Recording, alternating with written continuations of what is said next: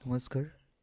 আজিৰ এইটো ভিডিঅ'ৰ জৰিয়তে অনুপাত সমানুপাত যোনটো ৰেচিঅ' এণ্ড প্ৰপৰ্চনৰ important question for all competitive এক্সামৰ বাবে এটা কুৱেশ্যন লৈ আহিছোঁ। কুৱেশ্যনটো চাবা, চতুৰ্থ সমানুপাতি নিৰ্ণয় কৰা। ফাইণ্ড দ্য ফ'ৰ্থ প্ৰপৰ্চনেল, মানে 4 নম্বৰ পদটো ওলাবলৈ কৈছে, হয়নে? কেনেকৈ উলিয়াবা তোমালোকে, হয়নে?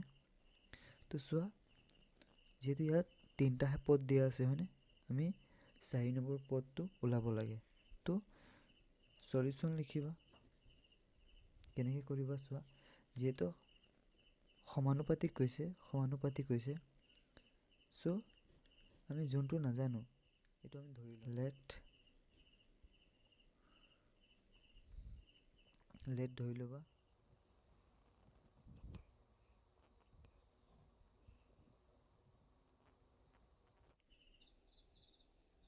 সমানুপাতি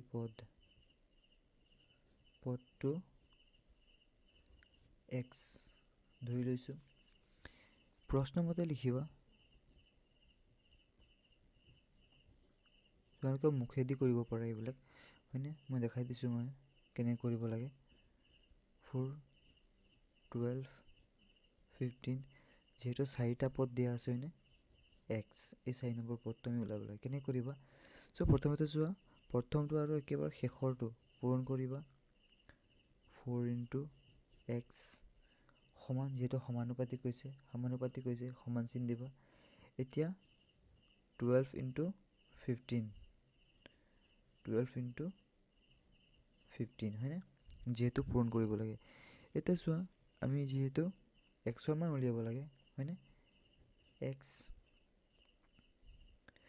4 ইফালে হৰণ হৈ আছে, পূৰণ হৈ আছে, ইফালে গ'লে কি হ'ব? হৰণ হ'ব। 4, 12 × 15, হয়নে? যিহেতু কটাকটি গৈ আছে 4য়ে কি হৈ যাব? 3 বাৰ যাব। বোলে চোৱা কি হ'ব এনচাৰ, তোমালোকৰ এনচাৰ এক্স ইজিকেল টু কি হ'ব? 3 × 15 হৈ আছে, হয়নে? চ' এক্সৰ মানটো কি পাবা তোমালোকে? 3 15 কিমান হয়? 45। চ' 4 নম্বৰ পদটো কি হ'ব? এতেকে কি লিখিব পাৰা? চতুৰ্থ পদটো হ'ব চতুৰ্থ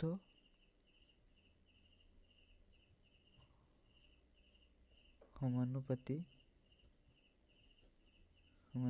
পদটো হ'ব কি? 45। দেট ইজ দ্য এনচাৰ, হয়নে? এনেকুৱা ভিডিঅ' পাই থাকিবৰ কাৰণে ভিডিঅ'টো লাইক কৰিবা, শ্বেয়াৰ কৰিবা আৰু ফ'ল' কৰি ল'বা। থেংক ইউ সকলোকে, ধন্যবাদ।